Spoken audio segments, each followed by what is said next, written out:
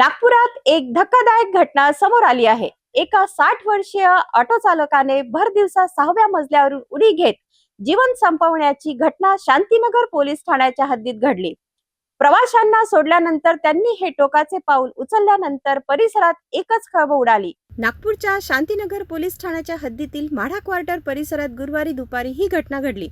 मुरलीधर वय 60 वर्ष असे मृत व्यक्तीचे नाव असून ते व्यवसायाने ऑटो चालक होते।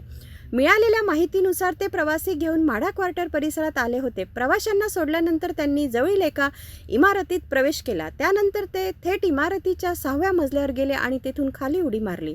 मोठा आवाज झाल्याने परिसरातील नागरिक घटनास्थळी धावले, मात्र गंभीर दुखापतीमुळे त्यांचा जागीच मृत्यू झाला। घटनेची माहिती मिळताच शांतीनगर पोलीस घटनास्थळी दाखल झाले।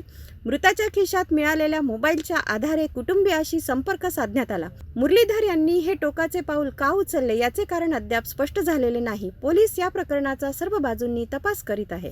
नागपुरातील या घटनेमुळे अनेक प्रश्न उपस्थित झाले आहेत। एका ऑटो चालकाने अचानक असे टोकाचे पाऊल का उचलले याचा शोध आता पोलीस घेत आहेत। या प्रकरणातील पुढील घडामोडींवर आमची नजर राहणार आहे।